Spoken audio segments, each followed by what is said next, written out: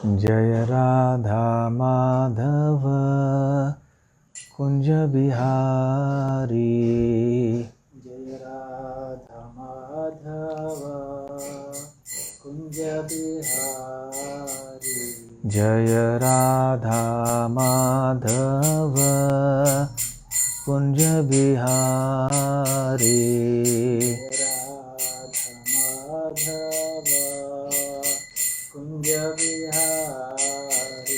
जय गोपी जन वल्लभ गिरिवरधारी। गोपी जन वल्लभ गिरिवरधारी। जय गोपी जन वल्लभ गिरिवरधारी। गोपी जन वल्लभ गिरिवरधारी। यशोदानंदन ब्रज जन रंजन। यशोदानंदन ब्रज जन रंजन। यशोदानंदन ब्रज जन रंजन। यशोदानंदन ब्रज जन रंजन। यमुना तीर वनचारी। यमुना तीर वनचारी। यमुना तीर वनचारी।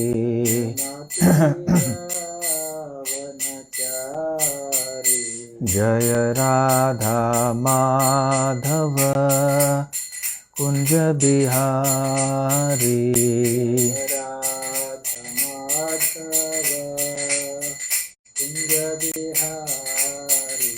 जय राधा माधव कुंज बिहारी।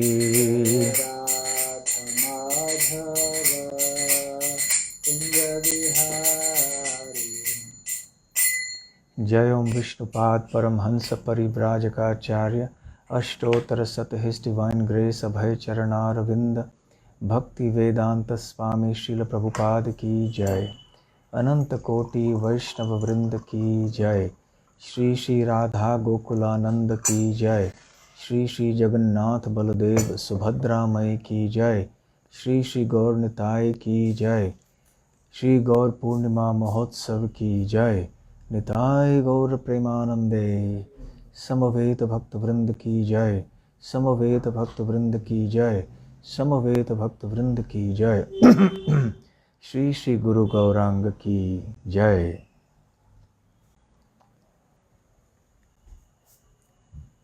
ओम नमो भगवते वासुदेवाय। ओम नमो भगवते वासुदेवाय। ओम नमो भगवते वासुदेवाय। ओम ज्ञानतिमिरान्धस्य ज्ञानाञ्जनशलाकया चक्षुरुन्मीलितं येन तस्मै श्रीगुरवे नमः। श्रीचैतन्यमनोभीष्टं स्थापितं येन भूतले स्वयं रूपकदा मह्यं ददाति स्वपदान्तिकं। वन्देऽहं श्रीगुरुः श्रीयुतपदकमलं श्रीगुरून् वैष्णवांश्च। श्रीरूपं साग्रजातं सहगणरघुनाथान्वितं तं सजीवं साद्वैतं सावधूतं परिजनसहितं कृष्णचैतन्यदेवं श्रीराधाकृष्णपादां सहगणललिता श्रीविशाखान्वितांश्च। नमो ओं विष्णुपादाय कृष्णप्रेष्ठाय भूतले श्रीमते भक्तिवेदान्तस्वामिन्निति नामिने। नमस्ते सारस्वते देवे गौरवाणी प्रचारिणे निर्विशेष शून्यवादी पाश्चात्यदेशतारिणे। वाञ्छाकल्पतरुभ्यश्च कृपा सिन्धुभ्य एव च पतितानां पावनेभ्यो वैष्णवेभ्यो नमो नमः। जय श्री कृष्ण चैतन्य प्रभु नित्यानंद श्री अद्वैत गदाधर श्रीवासादि गौर भक्त वृंद। हरे कृष्ण कृष्ण कृष्ण हरे हरे हरे राम राम राम हरे हरे।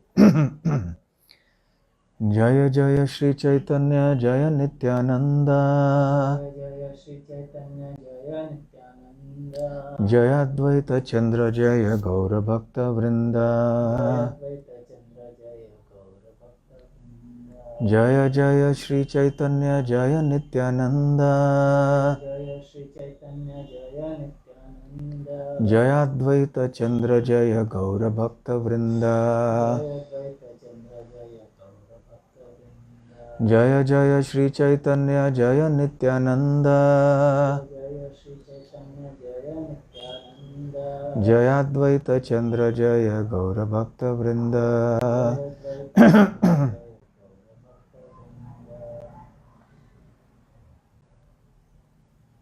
हरे कृष्णा। आप सबका श्री श्री राधा गोकुलानंद मंदिर बेलगाम की ओर से श्री गौर पूर्णिमा महोत्सव के उपलक्ष्य पर आयोजित किए जाने वाले इस गौर कथा के लिए स्वागत है। आज सुबह भी मंदिर में श्री चैतन्य महाप्रभु के प्राकट्य के पीछे जो आंतरिक कारण हैं उसकी चर्चा हुई थी, और अब संक्षेप में मैं ये चर्चा करना चाहूँगा कि चैतन्य महाप्रभु के प्राकट्य के पीछे बाह्य कारण कौन से थे। चैतन्य महाप्रभु तो स्वयं श्री कृष्ण हैं, और हम सब जो कृष्ण भक्त हैं, हमारे लिए ये बहुत महत्वपूर्ण विषय है, क्योंकि यदि हमें भगवान कृष्ण को समझना है, वृंदावन को समझना है, भगवान श्री कृष्ण की वृंदावन की लीलाओं को समझना है, श्रीमद् भागवतम को समझना है, तो श्री चैतन्य महाप्रभु के माध्यम से ही ये सब संभव है। अन्यथा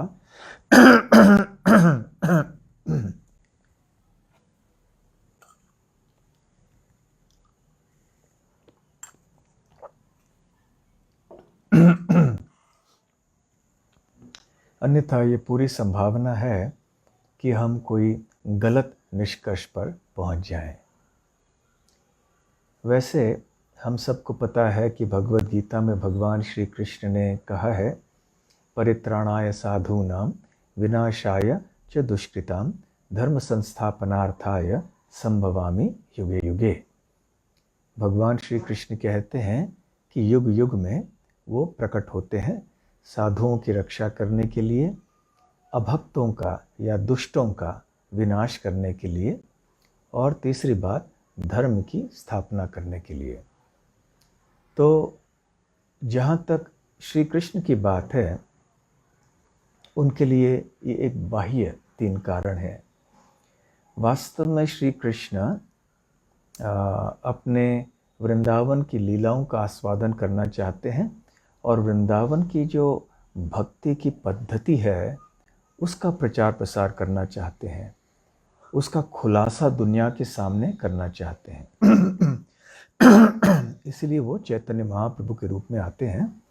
क्षमा कीजिए, इसलिए वो ये उनकी आंतरिक जो इच्छाएं हैं जिसके कारण वो प्रकट होते हैं। तो चैतन्य महाप्रभु के प्रकट होने के लिए बाह्य कारण ये है कि वो इस युग धर्म की स्थापना करना चाहते हैं। धर्म संस्थापनार्थाय संभवामि युगे युगे। हर एक युग का एक विशेष धर्म होता है, जिसका पालन करने से सही तरह से हम जीवन की समृद्धि को प्राप्त कर सकते हैं। तो इस कलयुग में भगवान श्री कृष्ण के पवित्र नामों का संकीर्तन, ये एकमात्र रास्ता बतलाया गया है।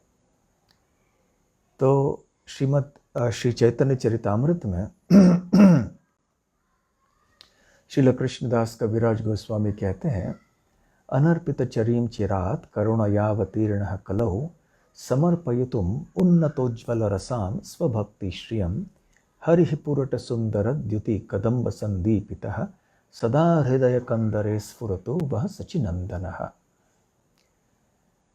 कविराज गोस्वामी कहते हैं, वो पहले आशीर्वचन देते हैं कि ऐसे जो महाप्रभु, ऐसे जो श्री कृष्ण चैतन्य हैं, जो स्वयं श्री कृष्ण हैं, जो कि सची माता के गर्भ से उत्पन्न हुए हैं, वो आपके हृदय में सदा विराजमान रहें और आपके जीवन को धन्य बनाएं।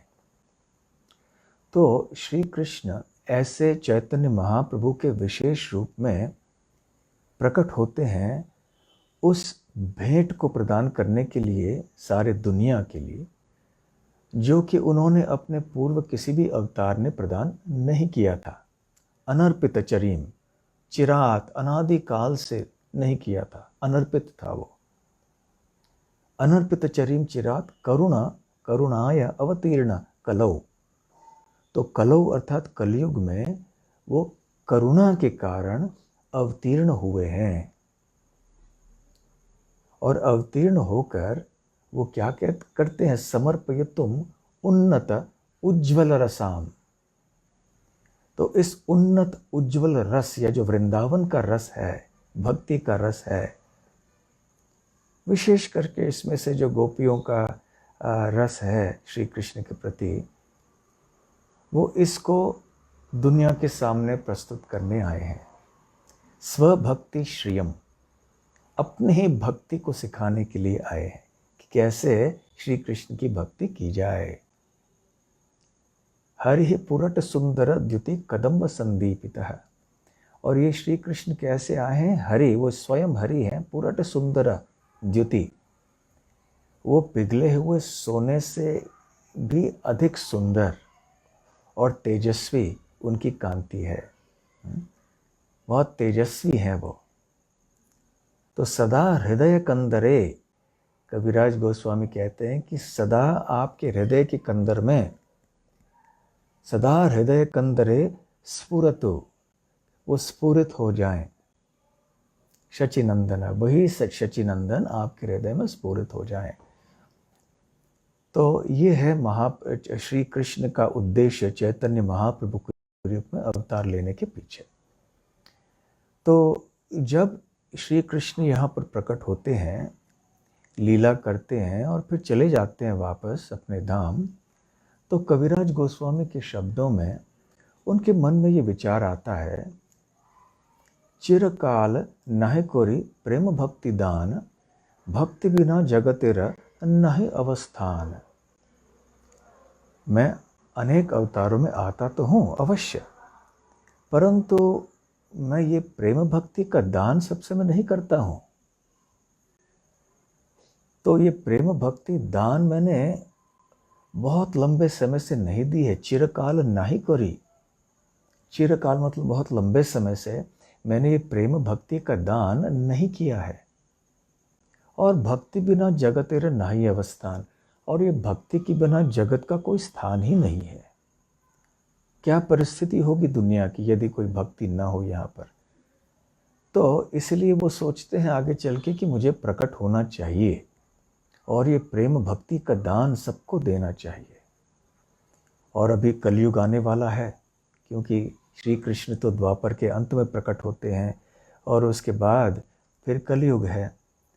तो कविराज गोस्वामी कहते हैं कि श्री कृष्ण सोच रहे हैं, युग धर्म प्रवर्ताम नाम संकीर्तन, चारि भाव भक्ति दिया नाचमु भुवन। तो वो कहते हैं कि युग धर्म का मैं प्रवर्तन करूँगा। प्रवर्तन अर्थात मैं उद्घाटन करूँगा। तो कलयुग में प्रकट होके जो कलयुग का युग धर्म है उसका मैं उद्घाटन करूँगा। और क्या है वो युग धर्म? नाम संकीर्तन, चारि भाव भक्ति दिया नाचमु भुवन। तो चारि भाव भक्ति दिया, इसका क्या मतलब है? वृंदावन में विशेष रूप से ये चार भक्ति के रस पाए जाते हैं, दास्य रस, सख्य रस, वात्सल्य रस और श्रृंगार रस, जिसको माधुर्य रस भी कहते हैं। तो चैतन्य महाप्रभु चाहते हैं कि नाम संकीर्तन के द्वारा इन चारों भावों को वो भुवन, संपूर्ण भुवन या विश्व के लिए वो के ऊपर प्रदान करें। नाचमु, और सबको नृत्य करवाएं, नृत्य और कीर्तन करवाने के लिए वो प्रेरित करें। और वो चाहते हैं कि यहाँ पर आके वो न केवल प्रदान करने वाले हैं, लेकिन कैसे प्रदान करें, इसमें इस सोच में पड़ जाते हैं और इस निष्कर्ष पे पहुँचते हैं कि यदि मुझे अन्यों को भक्ति देना है तो स्वयं मुझे भक्ति करनी होगी। तो मेरे भक्ति करने के द्वारा ही मैं अन्यों को इस संपूर्ण सृष्टि में मैं ये विशेष वृंदावन का प्रेम प्रदान करूँगा। इसलिए वो सोचते हैं इस तरह से, जैसे कि कविराज गोस्वामी बोलते हैं, आपने करिमु भक्त भाव अंगीकारे, आपने आश्चर्य भक्ति शिखाइनु सवारे। तो वो कहते हैं कि आपने करिमु भक्ति भाव अंगीकारे, मैं स्वयं अंगीकार करूँगा, अर्थात मैं स्वीकार करूँगा। स्वयं इस भक्ति भाव को स्वीकार करके मैं अपने आप भक्ति करूँगा। आपने करिमु भक्ति भाव अंगीकारे, स्वयं आपने आचर भक्ति शिखाइमु सवार, और अपने आचरण से मैं संपूर्ण जगत को सिखाऊंगा कि भक्ति कैसे की जाती है। ये है चैतन्य महाप्रभु या श्री कृष्ण का विचार। और ऐसे सोचते हुए वृंदावन में जो विराजमान कृष्ण हैं वो फिर नवद्वीप में प्रकट हुए। और ये कविराज गोस्वामी कहते हैं कि ये कलयुग की प्रथम संध्या में मैं आऊँगा, ऐसे श्री कृष्ण सोच रहे थे, क्योंकि द्वापर युग के शेष संध्या में श्री कृष्ण व्रज में प्रकट हुए थे। अब कलयुग के प्रथम संध्या में वो आना चाहते हैं, ऐसे सोच रहे हैं। वैसे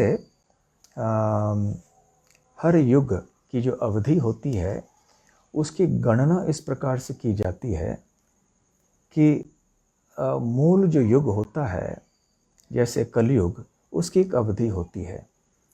तो ये 3,60,000 वर्षों की है कलयुग की, परंतु इसके पहले और इसके अंत में संध्या होती है।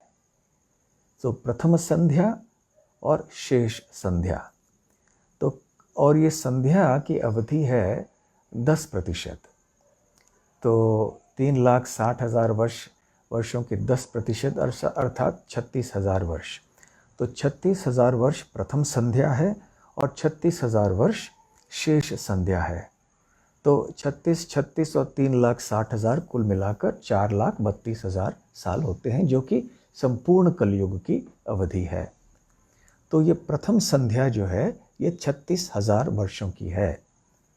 और द्वापर युग की जो शेष संध्या है वो तो बहुत लंबी है, क्योंकि द्वापर युग तो बहुत लंबा है, कलयुग से 2 गुना लंबा है। त्रेता युग कलयुग से 3 गुना लंबा है और सत्य युग 4 गुना ज़्यादा है। तो खैर श्री कृष्ण ने विचार कर लिया कि मैं कलयुग के प्रथम संध्या में प्रकट हो जाऊंगा नवद्वीप में। फिर कविराज गोस्वामी बताते हैं चैतन्य चरितामृत में कि प्रारंभ में उनका नाम रखा गया था विश्वम्भर, और ये धातु है दुभ्रीन। व्याकरण के दृष्टि से हर एक शब्द रूप का एक धातु होता है, मूल कहाँ से उत्पन्न होता है। तो दुभ्रीन धातु से उत्पन्न होता है, जिसका अर्थ होता है पालन और पोषण करना, भरण और पोषण करना। तो विश्वम्भर कैसे जगत के लोगों का भरण पोषण करते हैं, कृष्ण प्रेम सबको प्रदान करके। और बाद में चल के फिर उनका नाम हुआ श्री कृष्ण चैतन्य, जबकि उन्होंने संन्यास लिया उसके बाद। वैसे भारत में और अन्य जगहों में भी शायद ऐसे प्रथा होती है कि कभी कभी जो असली नाम देते हैं वो कुछ रहता है, परंतु घर में कुछ अन्य दूसरे नाम से ही पुकारते हैं। तो चैतन्य महाप्रभु का नाम विश्वम्भर अवश्य था, परंतु वो निमाय के नाम से भी जाने जाते थे, क्योंकि उनका घर जो है वो नीम पेड़ के नीचे था, तो निमाय ऐसे उनका नाम रखा गया। और क्योंकि वो बहुत बड़े विद्वान थे, पंडित थे, इसलिए उनका नाम हुआ निमाई पंडित। वैसे श्रीमद् भागवत के दशम स्कंध में गर्ग मुनि, जो कि वसुदेव के कुल गुरु थे, उन्होंने श्री कृष्ण और श्री बलराम के नामकरण संस्कार करते समय एक भविष्यवाणी की थी या एक बात बताई थी, ये लड़का कौन है। लड़के का परिचय देते हुए उन्हें कहा था कि ये बहुत ही विशेष हैं, नारायण की विशेष शक्ति उनको प्रदान हुई है। और उन्होंने बताया, आसन वर्णः स्त्रयो ह्यस्य घृणतो नुयुगम तनुः शुक्लो रक्तस्तथा पीत इदानीम कृष्णताम गतः। ये जो लड़का है, इदानीम मतलब इस समय, कृष्णताम गतः, वो सांवले रंग से उसका शरीर उसके शरीर की कांति है सांवले रंग की। कृष्ण, कृष्ण अर्थात सांवला। परंतु इसके पहले वो शुक्लो रक्तस तथा पीत, तो शुक्ल अर्थात सफ़ेद, तो सत्य युग में सफ़ेद रंग की कांति थी भगवान की, त्रेता युग में रक्त रंग की थी, और कलयुग में होने वाली है पीले रंग की, पीत, और द्वापर में सांवले रंग की। इस तरह से गर्ग मुनि एक बात कहते हैं जो बहुत गुह्य बात है, महत्वपूर्ण बात है, श्री कृष्ण का परिचय देते हैं। अब चैतन्य महाप्रभु भी समझाते हैं कि वास्तव में श्री चैतन्य महाप्रभु वही हर एक युग में बल्कि पीले रंग के अवतार आते हैं, परंतु वो हर एक अवतार जो हैं वो चैतन्य महाप्रभु नहीं होते हैं। चैतन्य महाप्रभु ब्रह्मा जी के एक दिन में एक बार आते हैं, जैसे कि श्री कृष्ण भी ब्रह्मा जी के एक दिन में एक बार आते हैं। जिस द्वापर युग में श्री कृष्ण प्रकट होते हैं, उसके तुरंत बाद वाले कलयुग में चैतन्य महाप्रभु प्रकट होते हैं। तो ये बात है कि हर एक कलयुग में युग धर्म है नाम संकीर्तन। हर एक युग में जो युग अवतार होते हैं उनका रंग पीला होता है। तो जब श्री कृष्ण चैतन्य महाप्रभु के रूप में आए, उनका रंग भी पीला था, और उन्होंने भी नाम संकीर्तन इस युग धर्म के आंदोलन का उद्घाटन किया। परंतु एक महत्वपूर्ण विशेषता है श्री चैतन्य महाप्रभु की, एक अंतर है। साधारणतः प्रत्येक युग में, प्रत्येक कलयुग में जो भगवान के अवतार प्रकट होते हैं उनका रंग पीला होता है, वो नाम संकीर्तन करते हैं। परंतु जब वो नाम संकीर्तन करते हैं तो नाम संकीर्तन के द्वारा उनको अधिक से अधिक वो वैकुंठ लोकों में पहुंचाते हैं, जहाँ की चतुर्भुज नारायण स्वरूप निवास करते हैं अपने शुद्ध भक्तों के साथ में। और दूसरी बात, ये जितने भी अवतार आते हैं कलयुग में, वो अवतार होते हैं श्री कृष्ण के विस्तार होते हैं। चैतन्य चरितामृत में एक अवतार और अवतारी के बीच में अंतर बतलाया गया है। वैसे अवतारी श्री कृष्ण हैं और उनसे अन्य जितने भी भगवत रूप हैं वो सब उत्पन्न होते हैं, और जब ये भगवत रूप धरातल पर अवतीर्ण होते हैं तो उनको अवतार कहते हैं। तो उस दृष्टि से देखा जाए तो अवतारी श्री कृष्ण जो वृंदावन के कृष्ण हैं, वो जब प्रकट होते हैं वो भी अवतार हैं। इस तरह यदि हम कहें कि श्री कृष्ण अवतार है, ये गलत नहीं है, परंतु अवतार होने के साथ साथ वो अवतारी भी हैं। केवल श्री कृष्ण ही अवतारी हैं जो अन्य अवतारों के उद्गम हैं। तो जो साधारणतः कलयुग में प्रकट होते हैं युग अवतार, वो अवतार होते हैं, भगवान श्री कृष्ण के कला या उनके अंश या कला होते हैं। परंतु जब श्री कृष्ण चैतन्य महाप्रभु प्रकट होते हैं कलयुग में, उनका रंग भी पिघले हुए सोने का रंग होता है, और वो भी नाम संकीर्तन का प्रचार करते हैं। अंतर ये है कि नाम संकीर्तन के द्वारा वो न केवल अपने भक्तों को वैकुंठ पहुंचाते, बल्कि उसके ऊपर वृंदावन में पहुंचाते हैं, व्रज भूमि गोलोक वृंदावन में पहुंचाते हैं नाम संकीर्तन के द्वारा। ये बहुत महत्वपूर्ण बात है। और दूसरी बात है कि चैतन्य महाप्रभु स्वयं अवतारी हैं, अवतार नहीं हैं। इस दृष्टि से चैतन्य महाप्रभु का जो अवतार है ये बहुत विशेष है। वैसे भागवत के 11वें स्कंद में भी प्रसिद्ध श्लोक है, कृष्ण वर्णम त्विषा कृष्णम सांगोपांगास्त्र पार्षदम यज्ञ संकीर्तन प्रायर यजंती ही सुमेधसः।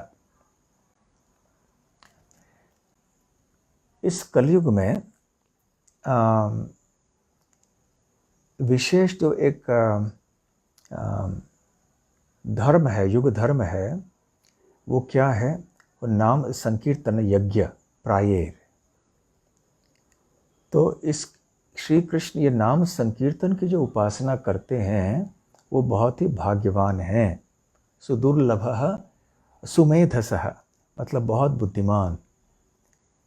तो ये नव योगेंद्र कहते हैं कि जब ये अवतार प्रकट होंगे कलयुग में, नाम संकीर्तन का प्रचार करेंगे, तो उनका वर्णन वो करते हैं, कृष्ण वर्णम। वर्ण का मतलब है अक्षर, कृष्ण और ण ये दो अक्षर हैं। तो जब ये प्रकट होंगे तो ये कृष्ण कृष्ण कह के आएंगे, बारंबार इन दो अक्षरों का उच्चारण करेंगे। और त्विषा अकृष्णम, त्विषा मतलब उनके शरीर की कांति, कृष्णम मतलब सांवला, अकृष्ण मतलब जो सांवला नहीं है, अर्थात जो गौर रंग का है, सोने का रंग। तो कृष्ण वर्णम त्विषा कृष्णम। तो जब भगवान प्रकट होंगे इस कलयुग में, तो कृष्ण कृष्ण कहते हुए प्रकट होंगे, उनके शरीर की कांति पिघले हुए सोने के समान होगी। स अंग उपांग, स अंग उपांग, उपंग पार्षद इत्यादि, अस्त्र अस्त्र पार्षदम, सांगोपांगास्त्र पार्षदम। अंग अर्थात उनके अंश, जैसे अद्वैत आचार्य नित्यानंद प्रभु इत्यादि, और उनके उपंग हैं जो इनके जो सेवक हैं, अद्वैताचार्य नित्यानंद प्रभु आदि उनके सेवक हैं। उनके अस्त्र हैं ये हरिनाम आदि, नाम संकीर्तन, और उनके विभिन्न पार्षद हैं, बहुत सारे पार्षद हैं। तो जब ये अवतार प्रकट होंगे तो अपने भक्तों के साथ में, पार्षदों के साथ में, अंग उपंग इनके साथ में वो प्रकट होंगे। यज्ञ ही संकीर्तन प्रायर यजंती ही सुमेधसः।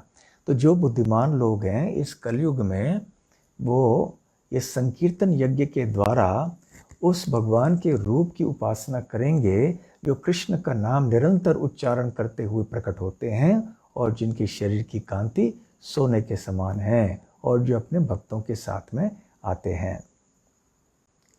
तो संकीर्तन प्रायः ही, तो ये प्रायः शब्द का तात्पर्य क्या है? श्रील प्रभुपाद जी कहते हैं, मुख्यतः कलयुग का युग धर्म मुख्यतः नाम संकीर्तन है। ये मुख्यतः शब्द भी महत्वपूर्ण है। यद्यपि हरिनाम के द्वारा ही व्यक्ति अपने आप को परिपूर्ण बना सकता है, फिर भी हर एक व्यक्ति की ऐसी पात्रता नहीं होती है कि वो निरंतर कृष्ण नाम ले। कम से कम शुरुआत में तो जीवन भर की तपस्या लगती है इसके लिए। ऐसा नहीं कि एक बार कोई साधन भजन करना शुरू करे और तुरंत वो निरंतर जप कर पाए। विरला ही कोई ऐसे बहुत विशेष भक्तों में भले हो पाए, परंतु साधारणतः ऐसे नहीं दिखाई पड़ता। तो प्रायः ही का मतलब है कि ये नाम संकीर्तन के अतिरिक्त हमें और भक्ति के अंगों को भी स्वीकार करना चाहिए। चैतन्य महाप्रभु ने स्वयं 64 अंगों का उल्लेख किया है साधन भक्ति के। यदि नाम संकीर्तन के अलावा और कोई चीज़ हमें करने की आवश्यकता न होती तो महाप्रभु इन अन्य अंगों का वर्णन क्यों करते? एक दृष्टि से यदि कोई केवल नाम संकीर्तन कर सकता है और नाम संकीर्तन के अलावा कुछ नहीं करता है, फिर भी उसे परिपूर्णता अवश्य प्राप्त होगी, परंतु ये करना मुश्किल है। इसलिए श्री चैतन्य महाप्रभु ने हमें बहुत सारे साधन दिए हैं, अंग दिए हैं भक्ति के, जिनको श्रील रूप गोस्वामी ने भक्ति रसामृत सिंधु नाम के ग्रंथ में दोहराया है। जैसे अर्चा विग्रह की उपासना और ग्रंथों का अध्ययन, बहुत से ऐसे चीज़ें हैं। तो इस प्रकार से चैतन्य महाप्रभु वही कलयुग के विशेष अवतारी अवतार हैं। अवतारी क्योंकि समस्त अवतार उनसे उत्पन्न होते हैं, और अवतार इसलिए कि वो स्वयं अवतीर्ण होकर यहाँ पर आए हैं। तो ये है बाह्य कारण चैतन्य महाप्रभु के आगमन का या उनके प्राकट्य का। तो जो नास्तिक होते हैं, अश्रद्धालु होते हैं, वो किसी भी समय भगवान को पहचान नहीं सकते हैं, जान नहीं सकते हैं। परंतु जो भगवान के शुद्ध भक्त होते हैं वो भगवान को हर समय जानते हैं, और भगवान भले अपना रूप बदल के भी क्यों ना आए, वो भगवान को पहचान पाएंगे। तो जब श्री कृष्ण चैतन्य महाप्रभु के रूप में आए तो बांसुरी नहीं बजा रहे थे, उनका रंग सांवला नहीं था, और उन्होंने संन्यास भी लिया। तो उनके जो निकट के भक्त थे वो उनको भलीभांति पहचान पाए। और श्री चैतन्य महाप्रभु कई बार इस बात को मना करते थे कि वो भगवान है, फिर भी भक्त कहते थे आप हमें धोखा नहीं दे सकते, आप भले दुनिया को धोखा दे सकते हो, लेकिन हम आपके भक्त हैं और हम आपको पहचान गए हैं। तो भक्त भगवान को क्यों पहचान लेते हैं? क्योंकि उनके हृदय में भगवान के प्रति प्रेम रहता है। तो प्रेम के कारण चाहे भगवान किसी भिन्न रूप में भी प्रकट हो जाए, भगवान को पहचान लेते हैं। भले तुरंत न भी पहचान पाए, लेकिन शीघ्र ही पहचान पाते हैं। तो ऐसे कई घटनाएं चैतन्य भागवत में, चैतन्य चरितामृत में आदि हैं।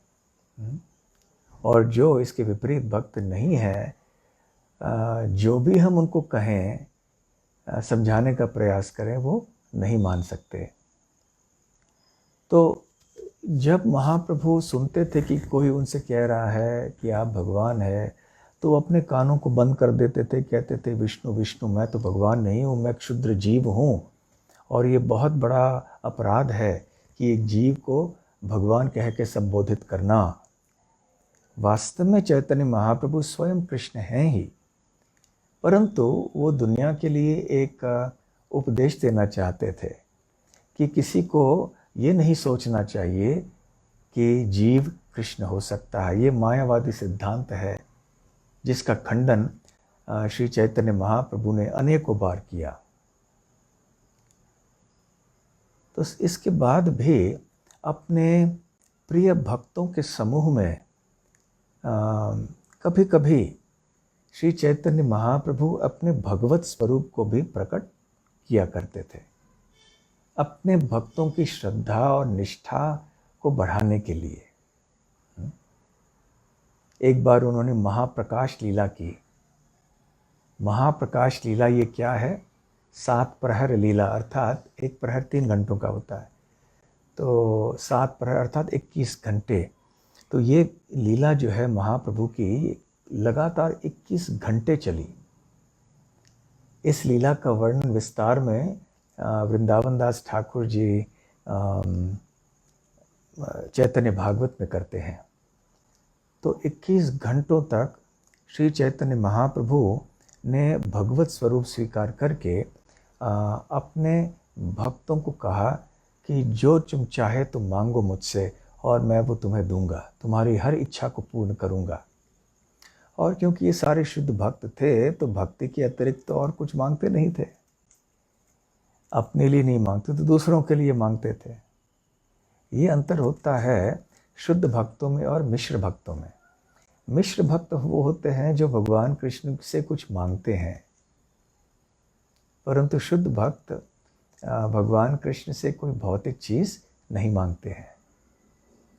तो इस समय ये सात प्रहरीय भाव इसको कहते हैं। सात प्रहरीय भाव युक्त जो महाप्रकाश लीला है, इस दौरान महाप्रभु ने अपनी भगवत्ता को स्वीकार किया और प्रकट करवाया, परंतु ये बार बार नहीं होता था। विशेष रूप से कई बार एक एक ऐसे भक्तों को वो करवा देते थे, लेकिन ये महाप्रकाश लीला में तो सबके ऊपर उन्होंने कृपा की। उनके एक भक्त थे जिनका नाम था श्रीधर खोलावेचा, का नाम आप सब ने अवश्य सुना होगा। तो ये बहुत गरीब थे, केले बेचते थे, केलों के पत्तों को बेचते थे, केलों के फूलों को बेचते थे। इससे थोड़ा कुछ जो भी आमदनी होती थी 50% गंगा की उपासना में खर्च कर देते थे, बाकी थोड़ा कुछ जो भी बचा उससे अपना जीवन निर्वाह करते थे। तो चैतन्य महाप्रभु उनसे जाके बहुत कम कीमत में, वैसे भी श्रीधर खोलावेचा कम कीमत में अपने माल को बेचते थे, लेकिन महाप्रभु जाके वहाँ उनसे तर्क करके, झगड़ा करके उनसे और भी कम कीमत में खरीद के लेकर आते थे। और महाप्रभु को ये बड़ा आनंद आता था इस तरह का व्यवहार, इस तरह की लीला करने से।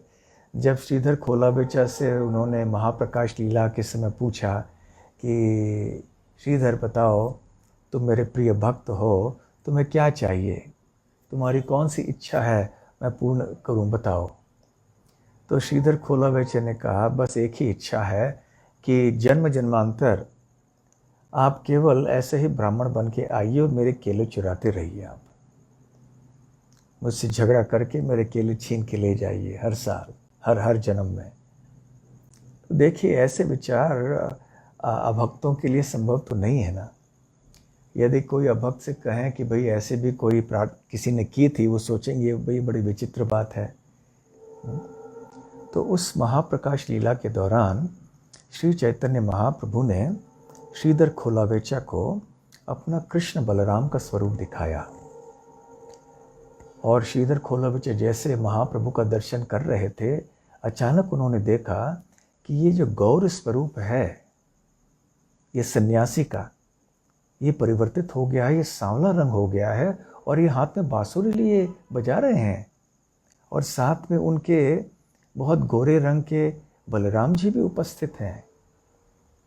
तो चैतन्य महाप्रभु ने श्रीधर खोलावेचा को कृष्ण बलराम का दर्शन करवाया। तो इस तरह से कई बार अन्य भक्तों को भी उन्होंने ऐसे दर्शन दिए। एक बार हुआ ये कि जब श्री चैतन्य महाप्रभु अपने भाव में थे और यहाँ वहाँ भ्रमण करते थे, तो गंगा के तट पे एक बार वो घूम रहे थे, सैर कर रहे थे, और उन्होंने देखा कि वहाँ पर बहुत सारे गाय हैं, बछड़े हैं, और उनकी जो आवाज़ें आईं और थोड़े बछड़े थे वो उछल रहे थे। तो ये सारा दृश्य देखकर उनको वृंदावन की याद आई, और न केवल वृंदावन की याद आई, उन्हें ये भी याद आया कि वो कौन हैं, कि वो स्वयं श्री कृष्ण हैं। भगवान की लीला शक्ति या योग माया के कारण चैतन्य महाप्रभु को याद नहीं था कि वो स्वयं वृंदावन के कृष्ण हैं, परंतु अब उन्होंने जब इन गायों को देखा, बछड़ों को देखा, तो जोर जोर से कहने लगे, मैं वही हूँ, मैं वही हूँ, मतलब मैं वही वृंदावन का कृष्ण हूँ। तो सभी लोग आश्चर्यचकित हो गए। तो ऐसे सोचते सोचते फिर वो वापस चले आए, सीधे श्रीवास ठाकुर के घर में आए। श्रीवास ठाकुर अपने घर के अंदर अपने पूजा गृह में अपने भगवान श्री नरसिंह देव की श्री विग्रह की उपासना कर रहे थे। तो दरवाज़ा बंद करके अंदर बैठे थे। तो जब महाप्रभु ने देखा कि श्रीवास ठाकुर यहाँ कहीं नहीं है और पूजा घर के अंदर बैठे हैं, तो उन्होंने धड़ाक से दरवाज़ा खोल के अंदर प्रवेश किया और कहने लगे कि श्रीवास, तुम किन की उपासना कर रहे हो? क्या तुम नहीं जानते कि जिनकी उपासना तुम कर रहे हो वो अब तुम्हारे सामने खड़े हैं?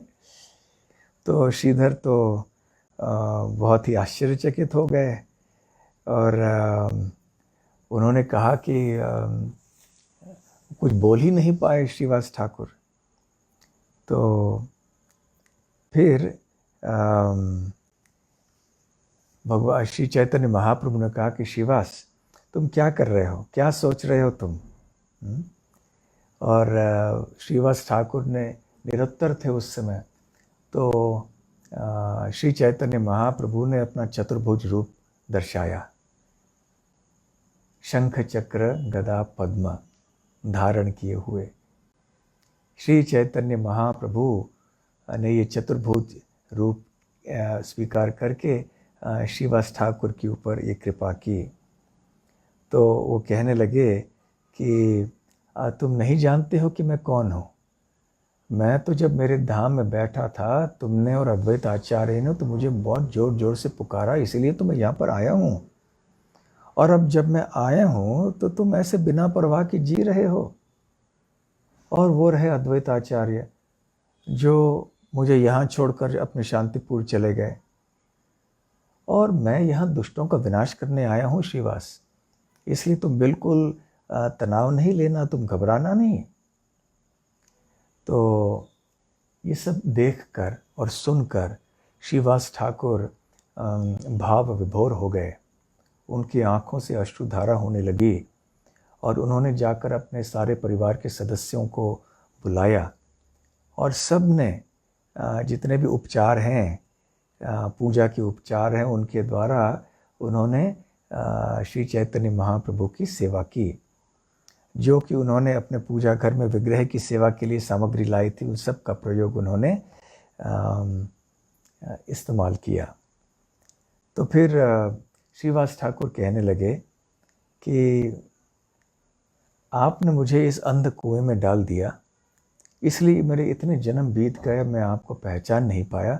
लेकिन मेरा भाग्य अब है कि आपकी कृपा से मैं आपके परिचय को जान चुका हूँ। तो इस तरह से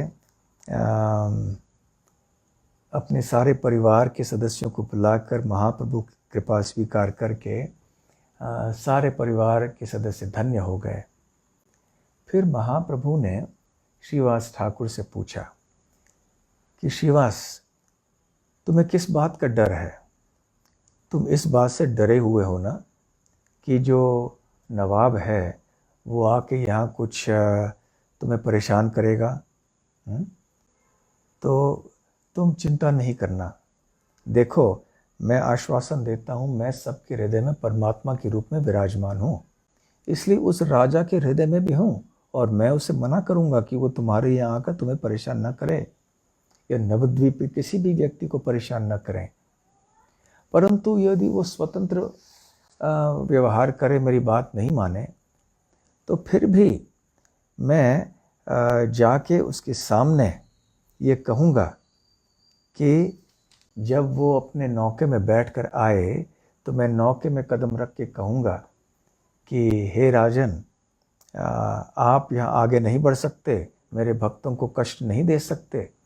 यदि मेरी बात नहीं मानी उन्होंने, फिर मैं उनको चेतावनी दूंगा और कहूँगा कि देखते हैं आपके जितने भी लोग हैं उनको बुलाइए, और ये जो हाथी हैं इनको आप दिव्य आनंद से विफल होके रुला पाएंगे क्या?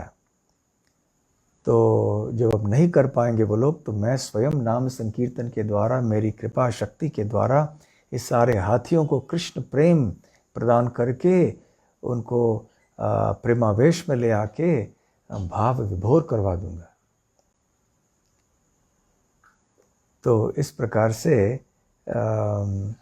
महाप्रभु बताने लगे। और न केवल मैं इन हाथियों को, परंतु स्वयं भगवान को और भगवान के और वो राजा को, और राजा के जितने भी सैनिक मंत्री आदि हैं उन सबको भी कृष्ण प्रेम प्रदान करूँगा। और ठीक उसी समय उन्होंने एक छोटी सी बच्ची को देखा जिसका नाम था नारायणी, जो कि श्रीवास ठाकुर के भाई की बच्ची थी, पुत्री थी। वो केवल 4 या 5 साल की थी उस समय। आगे चल के ये नारायणी जो हैं ये वृंदावन दास ठाकुर की माँ बनी। वही वृंदावन दास ठाकुर जिन्होंने चैतन्य भागवत की रचना की थी। तो उन्होंने, महाप्रभु ने नारायणी को बुलाया और आदेश दिया कि कृष्ण कहो और प्रेमावेश में आ जाओ। तो तुरंत नारायणी ने कृष्ण कृष्ण कहना शुरू कर दिया। स्वाभाविक प्रेम उस बच्ची के हृदय से निकला और कंठ जो है गदगद वाक्यों से रुद्ध हो गया और रोंगटे खड़े हो गए, अश्रुधारा होने लगी, शरीर में कंपन होने लगी और वो नीचे बेहोश होकर गिर पड़ी। तो सारे जो लोग वहाँ पर उपस्थित थे श्रीवास ठाकुर के परिवार में, वो बहुत ही आश्चर्यचकित हो गए।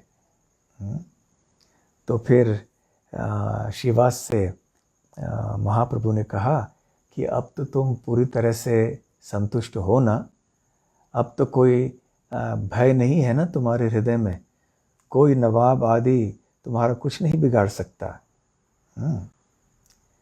तो श्रीवास ठाकुर ने कहा कि हे भगवान, जब आपने कहा है कि आप काल रूप में आते हैं सब और हर एक व्यक्ति का सब कुछ हरण कर लेते हैं, तो जब वो समय आएगा और आपका ये भयानक काल स्वरूप आप मेरे सामने प्रकट करवाएंगे, तो उस समय मैं निर्भय होकर आपके पवित्र नामों का उच्चारण करता रहूँगा। और इस तरह से विश्वंभर या श्री कृष्ण चैतन्य निमाय पंडित, उन्होंने श्रीवास ठाकुर के ऊपर कृपा कर दी। तो और एक बार ऐसे हुआ कि मुरारी गुप्त नाम के एक भक्त थे चैतन्य महाप्रभु के, उनके एक पार्षद थे। तो ये वैसे श्री रामचंद्र के भक्त थे, हनुमान जी के अवतार थे मुरारी गुप्त।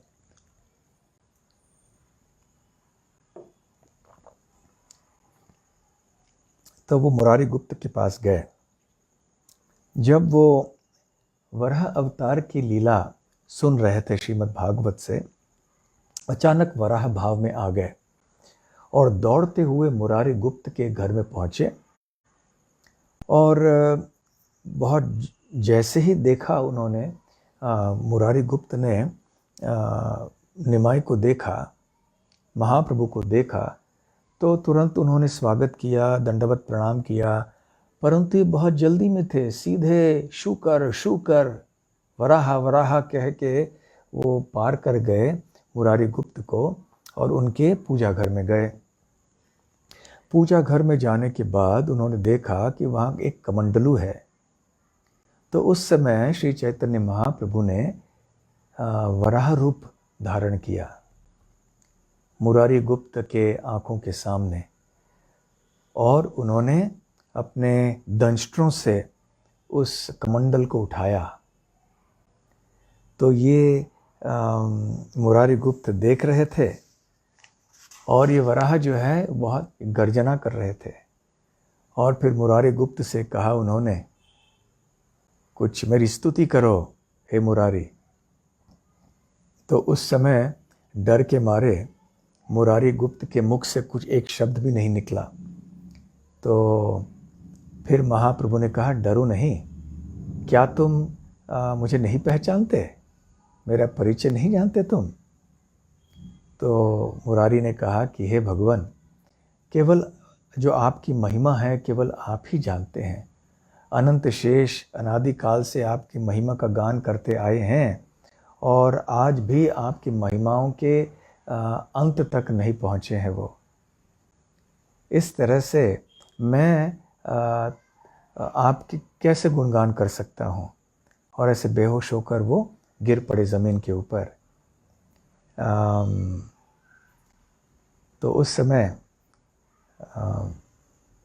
श्री चैतन्य महाप्रभु क्रोध में आए, मुरारी गुप्त के प्रति नहीं, परंतु उन लोगों के प्रति जो ये कहते हैं कि भगवान निराकार आदि हैं।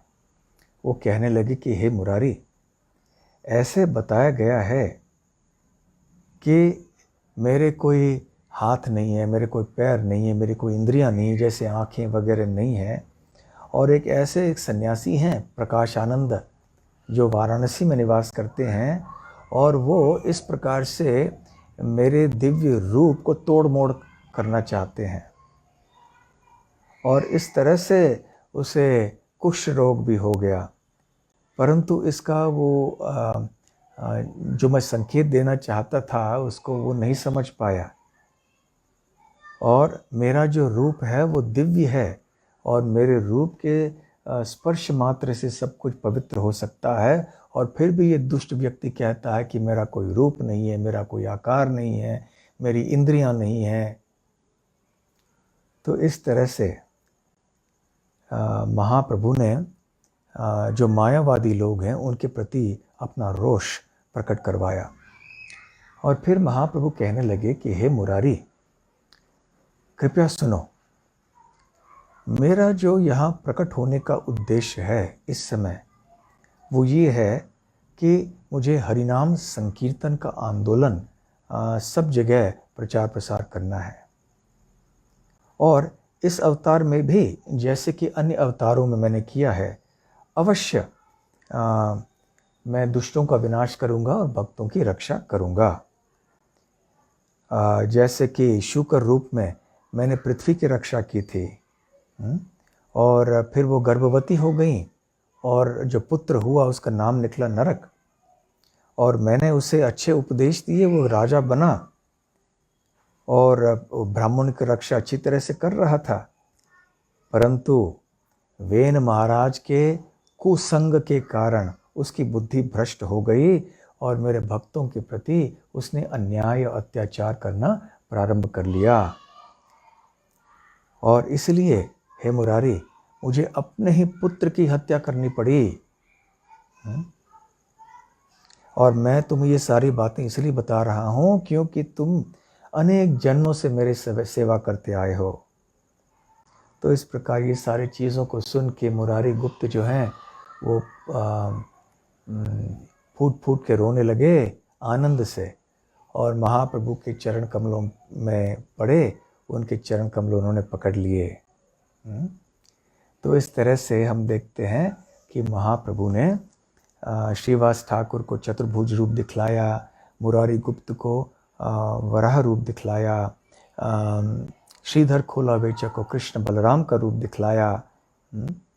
वैसे आगे चल के जब वो दक्षिण भारत की यात्रा में गए थे तो गोदावरी के तट पे विद्यानगर में उन्होंने रामानंद राय को अपना राधा कृष्ण का स्वरूप भी दिखलाया। और जब महाप्रभु जगन्नाथपुरी में आए थे पहली बार संन्यास लेने के बाद, तो सार्वभौम भट्टाचार्य से मिले। अब सार्वभौम भट्टाचार्य शुरुआत में समझ नहीं पाए कि ये कौन है। वो सोच रहे थे कि इतनी कम उम्र में इन्होंने संन्यास लिया है, ये ठीक नहीं है, और ये संन्यास लिया भी है तो किसी निम्न श्रेणी के संप्रदाय में उन्होंने संन्यास लिया है इत्यादि, और उनको वेदांत उपदेश भी करना चाह रहे थे। फिर अंततः एक बार ये सब तो हुआ, और फिर सार्वभौम भट्टाचार्य और महाप्रभु के बीच में जब संवाद हो रहा था तो उस समय सार्वभौम भट्टाचार्य ने कहा कि मैं जानता हूँ कि आप बहुत अच्छी तरह से श्रीमद् भागवत के ऊपर टीका करते हो। तो महाप्रभु ने कहा मैं तो आपकी टीका सुनना चाहता हूँ। तो भट्टाचार्य ने कहा कि भागवत की कौन सी बात ठीक से नहीं समझ पाते हो वो बताओ, मैं तुम्हें समझाऊंगा। तो महाप्रभु ने ये श्लोक कहा आत्मारामाश्च मुनयो निर्गंथाप्युरुक्रमे, ये बहुत प्रसिद्ध श्लोक है, आत्माराम श्लोक कहते हैं इसको। तो उन्होंने कहा कि इस श्लोक को समझाइए। तो सार्वभौम भट्टाचार्य इतने प्रगाढ़ पंडित थे कि बस एक इशारे पर ही उन्होंने इतनी विद्वत्ता से इस श्लोक के ऊपर टीका की। 9 अलग अलग तरह से उन्होंने इस श्लोक का अर्थ बताया। और फिर चैतन्य महाप्रभु हंसे और उन्होंने सोचा कि मैं और आपको अलग तरीके से इसका जो अर्थ है मैं बता सकता हूँ। वैसे भट्टाचार्य इतने विद्वान थे कि वो और भी शायद कह सकते थे, परंतु इस बार जब उन्होंने कुछ बातें कहीं तो महाप्रभु के इस व्याख्या को सुनकर वो इतने निरुत्तर हो गए, स्तब्ध हो गए कि बोल नहीं पाए। महाप्रभु ने 13 तरीकों से इसी श्लोक की व्याख्या की, और जो महाप्रभु ने जो सार्वभौम भट्टाचार्य ने 9 तरीकों से की थी उसका स्पर्श न करके और नए 13 तरीकों से आत्मारामाश्च मुनयो श्लोक की व्याख्या उन्होंने की। तो सार्वभौम भट्टाचार्य सोच रहे थे कि मेरी बुद्धि के तो ये परे है, मैं तो नहीं सोच सकता कि 9 तरीकों के अलावा और भी कोई तरीका हो सकता है इस श्लोक को समझने के लिए। लेकिन ये जो सन्यासी हैं श्री कृष्ण चैतन्य, इन्होंने और नए 13 तरीकों को ढूंढ निकाला है, और ऐसी व्याख्या के बारे में मैं तो सोच भी नहीं सकता था। इसी श्लोक की व्याख्या उन्होंने सनातन गोस्वामी को की 61 बार, 61 तरीकों से। इसका वर्णन भी चैतन्य चरितामृत में आता है। तो खैर, इस तरह से सार्वभौम भट्टाचार्य आश्चर्यचकित हो गए, विस्मित हो गए पूरी तरह से, और ऐसे अवस्था में बस देखते रह गए।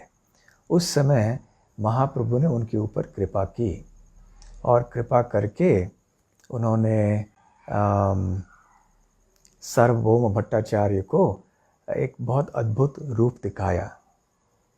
ये रूप है षड्भुज रूप। षड मतलब 6, भुज मतलब भुजाएं, बाहें। तो इसमें भगवान के 3 रूप एक साथ सम्मिलित थे। एक श्री कृष्ण, उनके 2 हाथ जो थे वो बांसुरी पकड़ रहे थे और वो बजा रहे थे। दूसरे रूप थे श्री रामचंद्र, जिन्होंने एक हाथ में धनुष, दूसरे हाथ में तीर पकड़ी हुई थी। और फिर श्री चैतन्य महाप्रभु सन्यासी, एक हाथ में माल और दूसरे हाथ में कमंडल। इस तरह से 6 भुजाएं, 3 अवतार, श्री कृष्ण, श्री रामचंद्र और श्री चैतन्य महाप्रभु। इस तरह से सार्वभौम भट्टाचार्य समझ गए कि ये जो श्री चैतन्य महाप्रभु है ये परम सत्य भगवान हैं, और ये श्री राम हैं, यही श्री कृष्ण हैं। भाव विभोर होकर गिर पड़े, और फिर जब अपने बेहोश होके बेहोश अवस्था में थे तो महाप्रभु ने उनका स्पर्श किया, कहा उठो, जागो। और फिर सार्वभौमा ने उनके चरण कमल पकड़ लिए और कहा कि आज मैंने उस चोर को पा लिया है जिसने मेरा हृदय चुरा लिया है। तो इसके बाद सार्वभौम भट्टाचार्य ने 100 श्लोक उसी स्थान पर वो कहने लगे। उन्होंने रचना की उसी समय महाप्रभु के गुणगान में। तो इस तरह से हम देखते हैं कि यद्यपि चैतन्य महाप्रभु एक भक्त की भूमिका निभा रहे थे, फिर भी कभी कभी अपने विशेष भक्तों के सामने उन्होंने अपना भगवत रूप भी दर्शाया। ये बहुत महत्वपूर्ण बात है, क्योंकि कोई भी व्यक्ति यदि कहे कि मैं भगवान का अवतार हूँ, तो हमें उनसे पूछना चाहिए कि आपका विश्व रूप दिखाइए, आपका भगवत रूप दिखाइए, ये भी बतलाइए कि शास्त्र में कहाँ भविष्यवाणी हुई है आपके बारे में, अब कौन से अद्भुत कार्य कर पा रहे हैं जो कि असाधारण मनुष्यों के लिए भी संभव नहीं है। तो इस तरह से जब लोग अज्ञानवश अपने आप को अवतार घोषित करते हैं तो महाप्रभु कहते हैं कि ये बहुत गलत है। महाप्रभु ने स्वयं हर दृष्टि से अपने आप को भगवान साबित किया, अपने भक्तों को ये अलग अलग रूप दिखाए, शास्त्रों में उनके बारे में भविष्यवाणी है, ऐसे ऐसे अद्भुत कार्य उन्होंने अपनी लीलाओं में किए जिनका उल्लेख भाग चैतन्य भागवत और चैतन्य चरितामृत में है।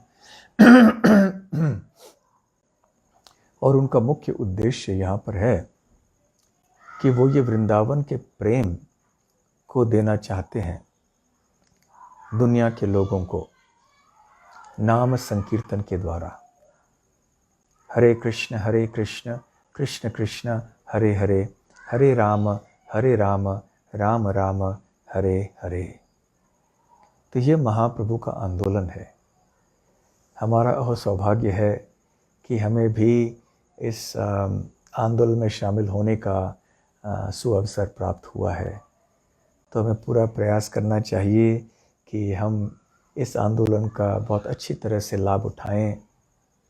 आज श्रीमन महाप्रभु का आविर्भाव दिन है। उनके चरण कमलों में हम उनसे प्रार्थना कर सकते हैं कि इस संकीर्तन रस का आस्वादन भले हमें वो कराएं। वो एक छोटी बूंद क्यों न हो, इससे ज़्यादा भी सहन भी हम नहीं कर पाएंगे, लेकिन थोड़ा सा रस हमें वो प्रदान करें, थोड़ा सा लोभ इस मार्ग में आगे बढ़ने के लिए हमें वो प्रदान करें। ऐसी प्रार्थना हम उनके चरण कमलों में आज कर सकते हैं। श्री गौरांग महाप्रभु की जय। श्री गौर पूर्णिमा महोत्सव की जय। श्री हरिनाम संकीर्तन की जय। श्रील प्रभुपाद की जय। गौर प्रेमानंदे। हरि हरि बोल। हरे कृष्णा। धन्यवाद।